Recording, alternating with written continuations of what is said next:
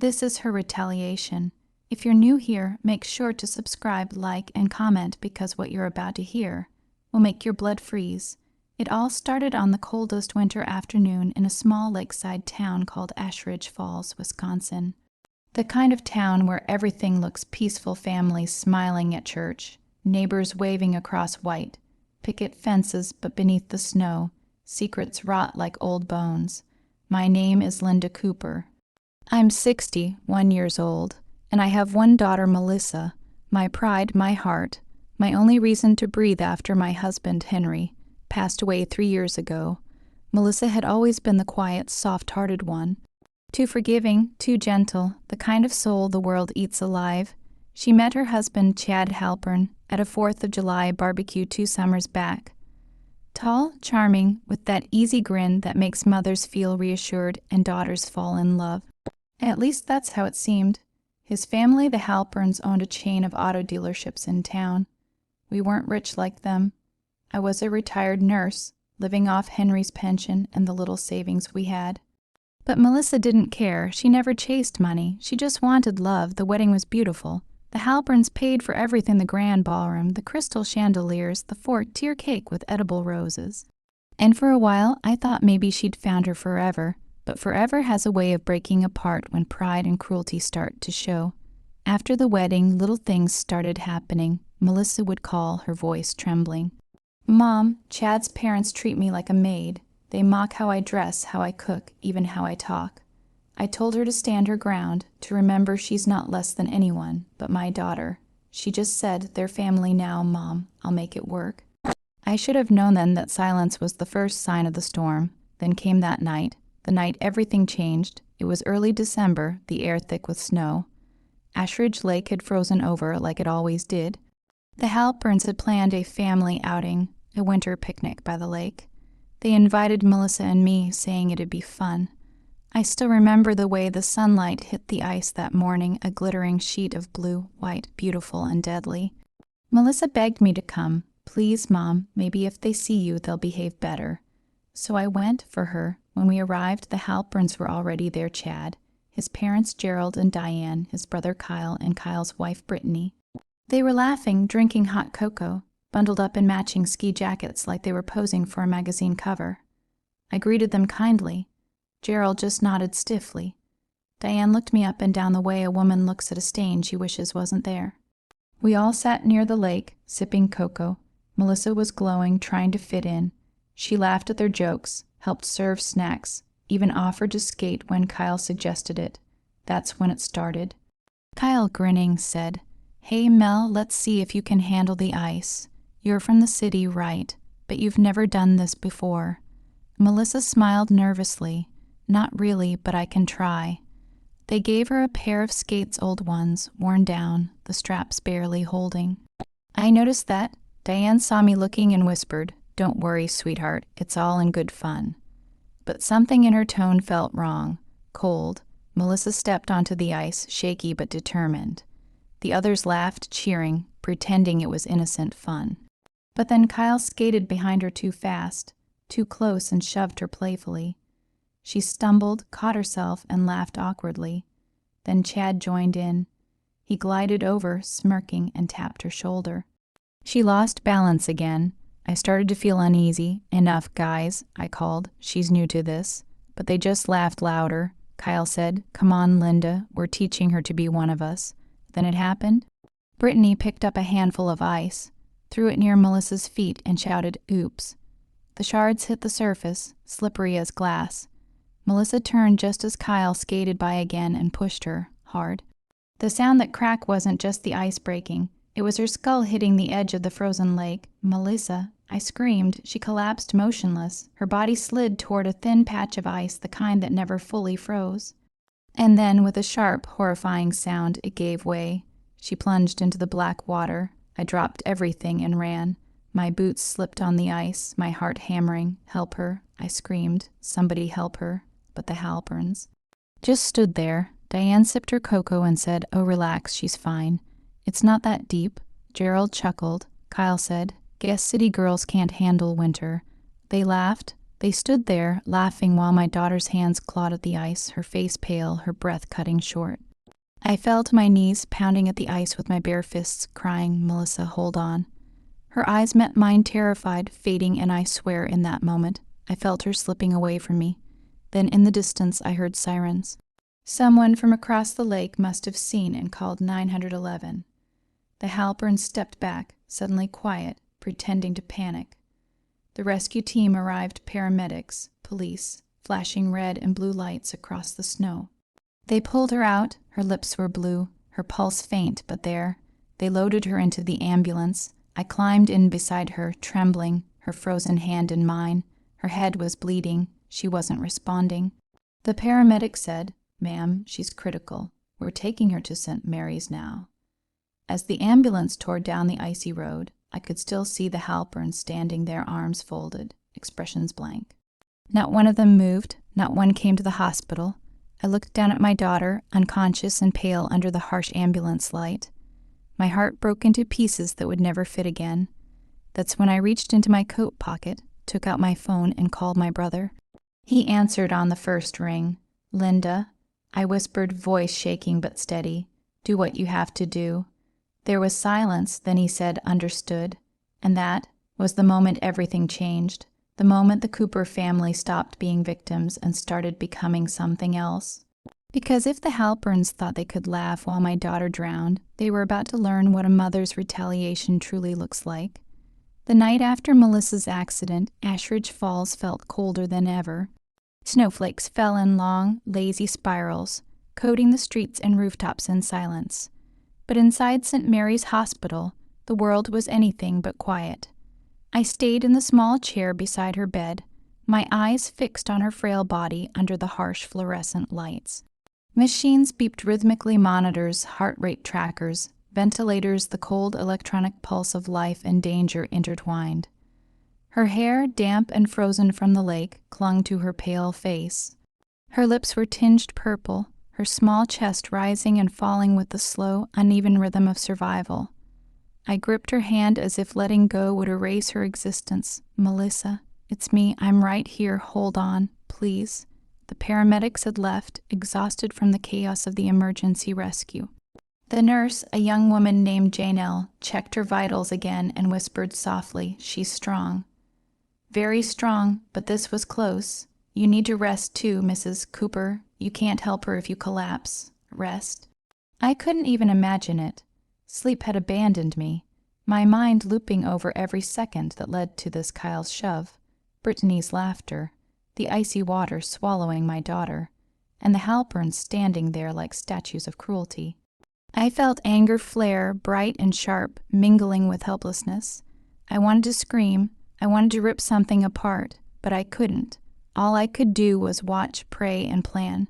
The phone on the nightstand buzzed. My brother, David Cooper, had been on stand since the moment I called, "Linda." His voice was calm, but I could hear the edge beneath it. Determination. There. They didn't even try to save her. I said, my voice shaking. "They laughed, David. They watched her almost die and laughed. We can't let this go." "I know," he said quietly. "I've already started. Don't move. Don't do anything. Let me handle this. I'll make sure they pay."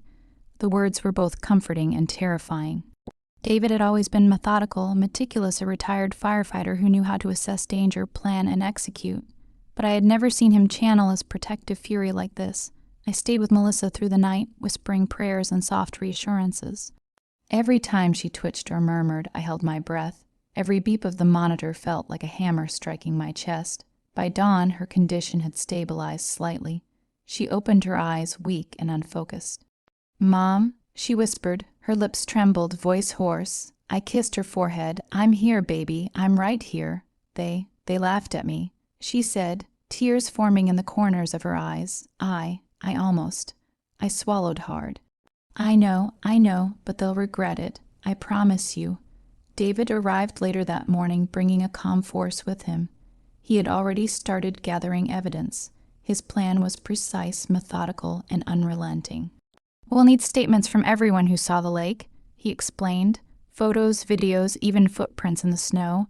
Anything to show negligence and intent."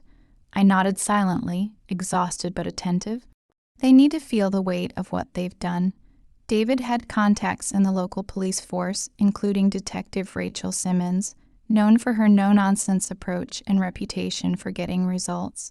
Within hours, they began piecing together the sequence of events. Meanwhile, Melissa began recovering slowly. The concussion had left her dizzy and disoriented, and hypothermia had drained her strength. Each movement, each breath was a battle, but I stayed with her, holding her hand, telling her over and over, "You're alive. That's the first victory. We're going to get them. You'll see." The Halpern family, back at their lavish lakeside estate, was starting to fracture. Chad tried to maintain his charm. "It's an accident. Nobody's going to care." Diane snapped at him. "They will care. The police are already asking questions. Your father's donors are worried. This could ruin us." Kyle paced the living room. "I didn't mean. It was supposed to be harmless." Harsh laughter from the day before had been replaced with tension, unease, and the first spark of fear. The arrogance they had carried like armor was cracking. David's investigation was relentless. He contacted everyone who had been at the lake joggers, fishermen, even a couple walking their dog, and collected detailed statements. He obtained surveillance footage from a cabin overlooking the lake, showing Kyle pushing Melissa. He documented the ice conditions, proving that it was thin and unstable, a danger no adult should have ignored. By the fourth day, Detective Simmons was ready. "We have probable cause, Mr. Cooper. The Halperns will face charges for reckless endangerment, assault, and contributing to life, threatening harm." I felt a chill, not from the Wisconsin snow, but from the satisfaction of impending justice. Melissa was still weak, but she began to regain clarity. She clutched my hand one morning and whispered, "Mom, I want them to pay, not just for me, but for anyone else they might hurt." I nodded. "We'll make sure of it, sweetheart. You're alive because of courage, and soon they'll understand that cruelty has consequences." Over the next week, the Halperns began to crumble further. Lawyers were called. Press inquiries were ignored. Chad's friends pulled away quietly. Kyle stopped going out, haunted by the footage David had secured. Every night, I sat by Melissa, planning, observing, breathing in the silence of justice in progress. The hospital became our war room. David coordinated evidence submissions with Detective Simmons. We prepared for confrontation, legal, psychological, and emotional. Melissa started telling me more about the Halperns' cruelty. How they mocked her weight, her voice, even her dreams. How Chad had sometimes laughed along, not correcting them. How Brittany, Kyle's wife, delighted in small acts of humiliation. I felt rage build within me, not blind rage, but sharp, deliberate, cold calculation. Each insult, each shove, each laugh was being documented in my mind, stored, catalogued. Their empire of cruelty was about to meet an unstoppable force, a mother's wrath, supported by evidence and strategy. David had one more move planned. He reached out to a journalist who had covered local justice cases extensively. Not to ruin lives in public, but to create pressure. A carefully worded piece would show the Halperns that the world was watching, that they could not hide behind wealth or arrogance. At night, I stayed with Melissa. "Mom, what's going to happen to them?" she asked quietly. "They'll learn," I said softly. "They'll learn that every action has a consequence. They pushed you into icy water for fun, and now they'll understand what fear feels like." Melissa nodded. She squeezed my hand, tired but alive. "I don't want them to get away with it. I don't want anyone else to suffer like I did." "You won't let them," I said, "and we won't." The tension in Ashridge Falls grew. The Halperns could feel it, even if they didn't know the source. Every interaction with neighbors became tense. Every glance felt like accusation. Their laughter from the lake day had been replaced with whispered rumors and growing paranoia. And all the while, Melissa's recovery continued. Slowly, strength returned. She began walking with assistance, talking more clearly, and looking at the world with renewed awareness. But she was no longer the naive girl who trusted blindly. She was cautious, aware, and empowered by the knowledge that her family had her back. By the end of the second week, the Halperns were officially under investigation. Warrants were prepared. The charges of reckless endangerment, assault, and negligence were all in place. But this wasn't just about law enforcement. This was about teaching them a lesson they could never forget. David, with his meticulous planning, ensured that their arrogance would meet consequence at every turn. Legal scrutiny, social pressure, and psychological awareness of their own guilt. And I, as Melissa's mother, as the one who had watched my daughter almost die, prepared for the moment when I would confront them directly, not with violence, but with truth, with undeniable evidence. With the force of a mother's love and righteous fury, the morning sun spilled weak light across Ashridge Falls, casting long shadows over streets still coated in frost, but inside the municipal courthouse the air was tense enough to cut with a knife. Melissa and I walked into the building, flanked by David and Detective Simmons. The Halperns' lawyers were already there, their expensive suits stiff and expressions taut, but the arrogance of last week had begun to crack. As we entered, I felt the weight of what was about to unfold. Not just a trial, not just legal proceedings. This was a reckoning. The courtroom was small, old wood, paneled, echoing with the subtle creaks of centuries of judgment. Chad Halpern avoided my gaze, shifting nervously, while Kyle and Brittany exchanged anxious glances. Gerald and Diane sat rigid, their faces pale, their authority stripped by the simple fact that my daughter had survived their cruelty. The judge, Honorable Margaret Langley, a woman with decades of experience, called the room to order. Let the record show, she began, "We are convened today to hear the case of reckless endangerment and assault involving the Halpern family and Melissa Cooper." David had prepared meticulously. Every statement, every photo, every bit of video evidence was organized, ready to demonstrate the Halperns' negligence and cruelty. The prosecution began. Witnesses stepped forward, neighbors who saw Kyle shove Melissa, joggers who called 911, a fisherman who had documented the unstable ice, even hospital staff who testified to the severity of her injuries. Melissa's own testimony was hesitant at first. She was still recovering from concussion and hypothermia, but as she recounted the events, her voice strengthened. The fear and pain she had endured transformed into clarity and focus. "They pushed me," she said quietly, voice firm. "They laughed when I almost drowned. They didn't care if I lived or died." A murmur ran through the courtroom. The Halperns flinched. I could see at that moment where arrogance meets reality. Outside the courtroom, reporters had gathered, catching snippets of testimony, whispers of what happened on the icy lake. Social media buzzed. The Halperns' carefully curated image of wealth, charm, and invulnerability began to crumble in real time. David's strategy was meticulous. He had anticipated every defense the Halperns' lawyers might raise, from "it was an accident" to "Melissa provoked the situation." But the evidence was undeniable. Video footage showed Kyle's shove. Ice conditions showed negligence. Hospital reports confirmed Melissa's near-death experience. Every lawyer's objection was countered, every argument dismantled. The Halperns could no longer hide behind wealth, charm, or arrogance. Meanwhile, I remained calm, almost detached. I didn't need to speak.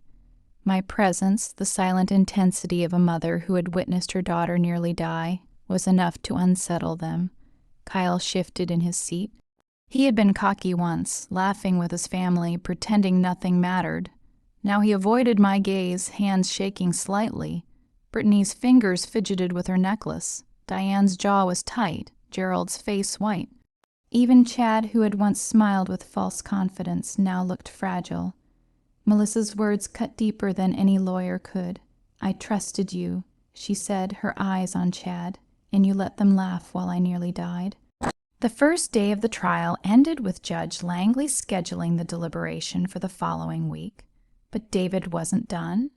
That evening, he arranged for a discreet meeting with the local news editor, Harrison Blake, who agreed to a feature on the case. Local teen survives Icy Lake incident. Wealthy family faces charges. The piece was careful, no exaggeration, no sensationalism, but the subtext was clear. The Halperns were accountable, and the community was watching. Over the next few days, the Halperns began to fracture internally. Diane and Gerald argued constantly, whispering in private rooms, fear replacing confidence. Chad confronted Kyle. "You should have thought about the consequences." Chad hissed, "Do you know what we're facing?" Kyle's hands trembled. I didn't think it would go this far. It was supposed to be harmless. Harmless? Chad's voice rose, cracking. You nearly killed Melissa. You're insane. Brittany tried to calm them both, but her usual arrogance had dissolved into fear. The Halperns realized they weren't untouchable. The social pressure, the evidence, the looming legal consequences, it was crushing them. Meanwhile, Melissa was gaining strength. She returned to the hospital physiotherapy sessions, walking with assistance, slowly regaining her confidence. Each step forward was a step toward reclaiming control of her life. David continued to support her and coordinate with the authorities. His presence was reassuring, but also tactical. He anticipated Halpern's moves, intercepted calls, ensured no manipulation could occur. One afternoon, Melissa said quietly, "Mom, I think they're scared, really scared." I smiled faintly. Good, they should be. The final day of the trial arrived. The courtroom was packed. Harrison Blake and several journalists were present, cameras discreetly filming. The Halperns entered, faces pale, bodies rigid. Judge Langley called the court to order. Evidence was presented one last time. Melissa gave her full testimony, recounting the icy lake, the shove, the laughter, and the trauma. Her words were measured, clear, precise. David submitted his final pieces: the cabin footage, neighborhood witness statements, hospital reports, and a detailed record of the Halperns' previous reckless behaviors. The jury listened intently. The tension was palpable. The Halperns tried to interject, but the strength of the evidence and Melissa's testimony left them with no room to maneuver. When the verdict was announced, the Halperns were found guilty of reckless endangerment, assault, and contributing to life, threatening harm. The courtroom erupted with murmurs and gasps. Chad, Kyle, Brittany, Diane, and Gerald were all sentenced to significant penalties, including probation, community service, and financial restitution to cover Melissa's medical expenses. The humiliation was complete. Their carefully curated lives built on wealth and arrogance had crumbled in front of their peers and the entire town. Melissa turned to me, tears in her eyes. "They can't hurt anyone else now." I nodded. "No, they won't. Justice isn't just about punishment. It's about ensuring it never happens again." That evening, we returned to our small home in Ashridge Falls. Snow was falling lightly, blanketing the streets in a quiet peace that felt almost surreal after the storm of the past weeks. Melissa was stronger now, walking confidently, laughing softly. She looked at me, her eyes filled with gratitude and love. "I couldn't have done it without you," she whispered. "You did it yourself." I said gently. "You survived, you stood tall, and you made sure they would face the consequences." David smiled, standing in the doorway. "We did this together, and Ashridge Falls knows now that cruelty has limits." That night, I sat by the window, watching the snow fall, listening to Melissa and David in the kitchen. The sound of laughter, cautious but genuine, filled the house. I realized something important. Revenge wasn't about destruction. It wasn't about fear alone. It was about justice, restoration, and teaching a lesson so profound that arrogance could never hide behind privilege again. The Halperns had pushed, shoved, laughed, and almost ended my daughter's life. But in the end, they had learned what every cruel person eventually learns. Power and wealth can't shield you from consequences. And as I looked at Melissa, alive, smiling, and stronger than ever, I felt a sense of peace. Because sometimes retaliation isn't about vengeance. It's about reclaiming life, dignity, and love, and that is exactly what we did. Snow had finally begun to melt in Ashridge Falls, the town slowly waking from the cold grip of winter. But inside the Cooper household, warmth returned in a different form, the warmth of survival, justice, and healing. Melissa walked through the living room, fully recovered, her laughter filling the house for the first time since that terrifying day at Ashridge Lake. Her hair shone in the afternoon sunlight, her eyes bright with determination and life. She had regained not just her physical strength, but her confidence, her voice, her sense of self.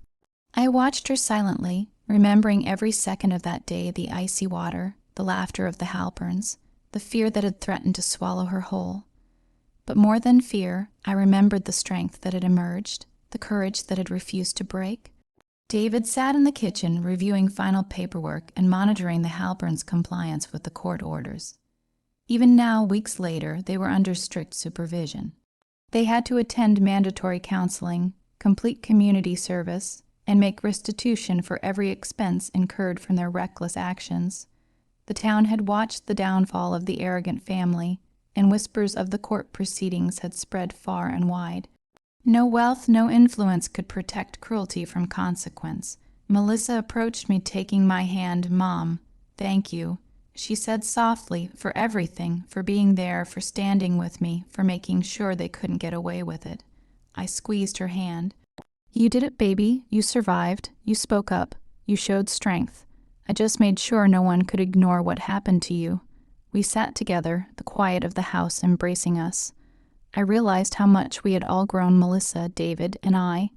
The ordeal had tested every limit, every fear, every ounce of patience and resilience. But it had also revealed what we were capable of. Melissa smiled, a new resolve in her eyes. "I'm not scared anymore. I won't let anyone take advantage of me or anyone else like that again." I nodded. "And you never will. That's the power of standing up, of fighting for what's right." David joined us, a rare smile on his face. "They've learned their lesson," he said, "and the rest of Ashridge Falls knows now. You don't harm someone and walk away unscathed."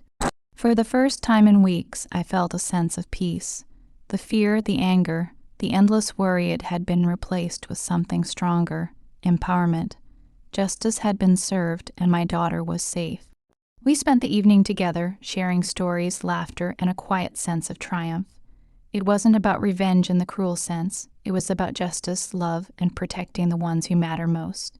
Melissa looked out the window at the melting snow, the lake now calm and deceptively beautiful. "Mom, it's like nothing ever happened," she whispered. I hugged her tightly.